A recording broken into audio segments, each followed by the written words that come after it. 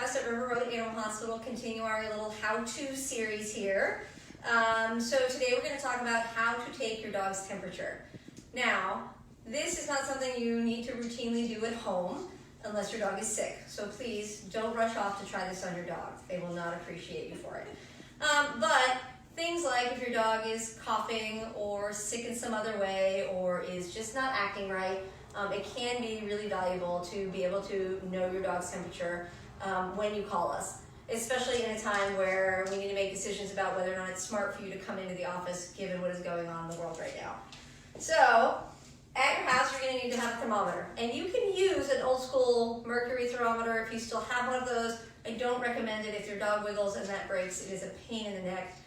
We were very excited in our industry when these came out like 20 years ago, and we had them all over the place.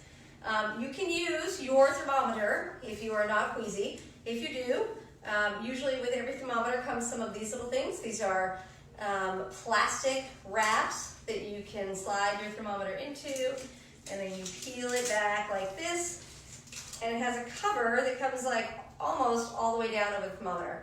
In a pinch, if you only have your thermometer and you're trying to save it for future use on you, and it kind of grosses you out, you could use a little piece of saran wrap or something if you needed it. If you have something like a KY jelly or a water-based lubricant, your dog will much more appreciate this. If not, you can put a little water on it, and that will help it slide in a little bit better.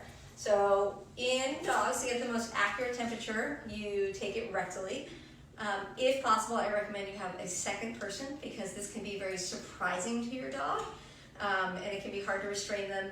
You don't want them to turn around and snap at you, although if they're feeling really sick, they probably won't do that. So Sasha has graciously volunteered to be our demo dog for today. So if you lift your dog's tail, all you have to do is you just slide it on in. Sasha's being really good. Turn it on. And then if you're just doing it because you think they might not be feeling well, but they're still eating, you can try treating them while you're doing this, or you can just pet them and love them and reward them later for being so good. I will warn you, these things do not seem to be terribly fast in dogs. Oh, that was good.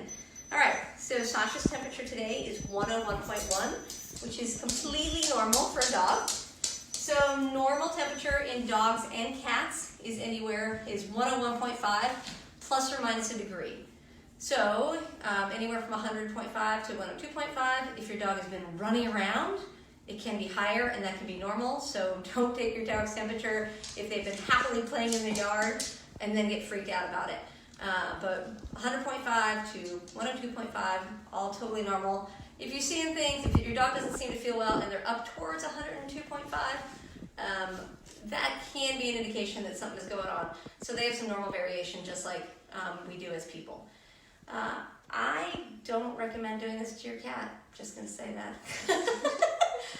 Unless you have a really good cat and you really have a great relationship. But anyway, I hope this is helpful. I hope you don't have to do it, and hope you all have a great day. Thanks.